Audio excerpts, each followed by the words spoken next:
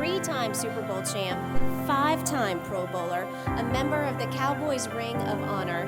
Ladies and gentlemen, please join me in welcoming Mr. Darren Woodson. Life is too short just to be average, especially as a team. If you want to supersede your competitors, you better have a competitive culture. It better be every day. It's the competitive nature that drove us. Success does not come easy. Don't stop. We're joined now by 3-time Super Bowl champ and ESPN NFL analyst Darren Woodson. Hi, I'm Darren Woodson, former Dallas safety, 3-time world champ, and current pro football analyst. Darren, you earned the reputation of being a hard hitter. You were a captain for the Cowboys, 13 seasons with Dallas. What are your memories of playing for the boys? It wasn't so much about the individual part of it. It was about the team aspect and us winning championships. I'm going with the Cowboys this way. I think it starts the running game. And here you go with the Cowboys. Darren Woodson says he remembers the day he first walked into Texas Stadium and saw the Ring of Honor. I looked up and I said, one of these days I want to be up there.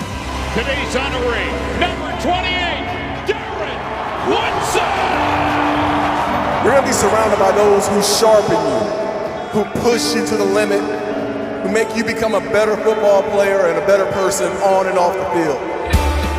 There are 4 levels of commitment. And it applies not only in your business life, but in your family life. Number 1 is existent. When you're existent, you're just there. And then there's those people that are compliant. I'm going to show up. When they tell me to show up, I'm going to act like they want me to act. I'm going to dress like the way they want me to dress, but I'm not going to do anything else. I'm not going to make this business any better. And then there's committed. You're going to make sure the boss knows that, hey, I'm all the way in, guys. I'm here. But let me tell you the one I like. That person that's compelled. When it's game time, you look to your right and you know that guy that's compelled, you're like, yeah, we're going to war today. Here we go. He's got my back. Look at yourself. Look within yourself and find out, who are you? Am I committed to doing the job that I'm doing, or am I compelled? And that's what I'm asking you guys today. Who are you? You want someone to go from existent to compelled, you have to keep them on your hip and guide them. Be a leader. I wish you were still playing, don't you? First of all, I want to say thank you for having me today. I want to tell you a story. Who remembers Tom Landry? Well, Tom Landry at one point was the winningest coach in the NFL. 20 straight winning seasons. But in 1986, the Dallas Cowboys, led by Tom Landry, they go 7-9. 1987, the team goes 7-8. And then in 1988, Dallas Cowboys go 3-13. Cowboys get bought by the young upstart owner out of Arkansas named Jerry Jones. Did I just hear someone boo? Did I just? The first thing he does is he fires the legend in Tom Landry. People in Dallas are in an uproar. And what does he do? Now you're replacing the most buttoned-up coach, wore a suit on the sideline, wore his hat, most professional person you've ever met in Tom Landry, with Jimmy Johnson, who's just wild and crazy guy. So Jimmy comes in. And on the first day, Jimmy has a meeting with the team. Jerry introduces him to the team. Jimmy walks up and he says, it's March. But in July, we're going to have a conditioning test. And in that conditioning test, you have to pass it. Tells the entire team that. Half the guys in that room say, yeah, right. July 24th, they're doing conditioning. Half the guys are falling out. Can't make it. One guy in particular falls down during the conditioning test. He can't catch his breath. So Jimmy says, I can't say it the way Jimmy said it. He says, why don't you take your butt to the asthma field? Cut him on the spot. It was cutthroat. So what ends up happening? they start to get better. Jimmy starts bringing his guys in. They start to buy into the system. 92 comes in. That's when they draft me. Now, I'm not saying that I was the guy that helped them get to the Super Bowl. I'm not saying that. He was looking for alpha dogs. He asked my coach in college, who's Lovie Smith, what kind of guy is Darren Woodson? He said, well, he's got an alpha dog mentality. He'll fight you. He said, that's my guy. He drafted me. But I walk into the locker room, and I'm surrounded by the same mentalities. Guys who wanted to win. Our practices were harder than our games, I promise you. Because guys are always fighting for the jobs, and that's how Jimmy wanted it. He wanted the competition. So we come in, 92, bam, we win the Super Bowl. 93, bam, we win the Super Bowl again. After the Super Bowl, what happens? Jerry fires Jimmy. That's unheard of. That would be like saying, you know what? I don't like success.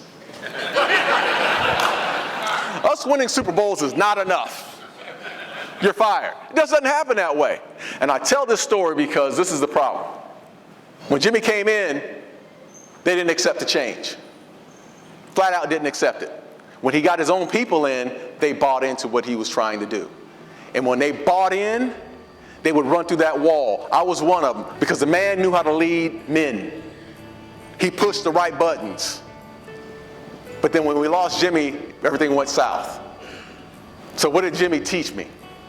And it applies not only in your business life, but in your family life. There are 4 levels of commitment.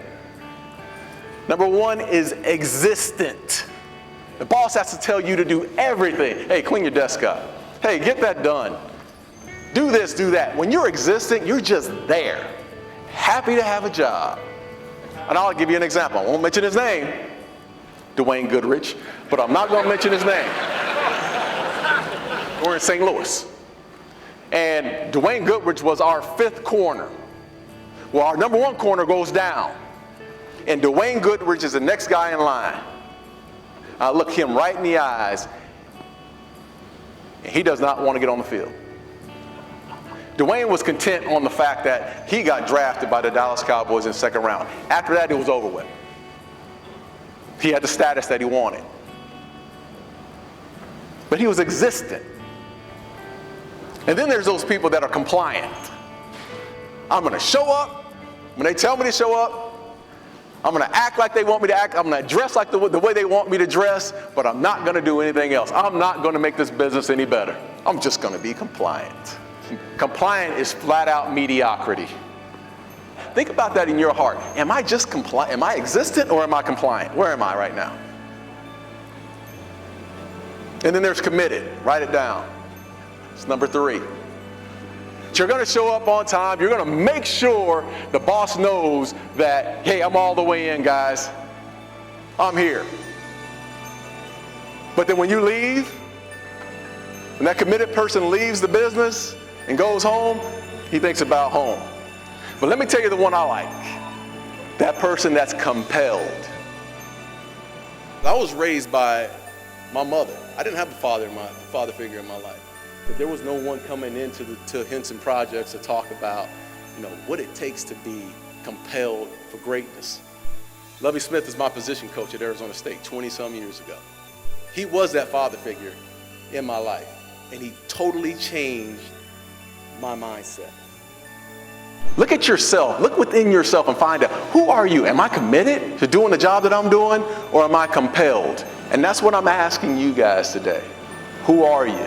You want someone to go from existent to compelled, you have to keep them on your hip and guide them. Be a leader. Knowing that they're some of the greatest defensive players to ever play, but more important than all of that was how valuable he was as a person, as a player, how dependable he was, how durable he was. His passion, his character, his leadership was everything that the Ring of Honor is supposed to be about. Welcome Darren Woodson to the Ring of Honor.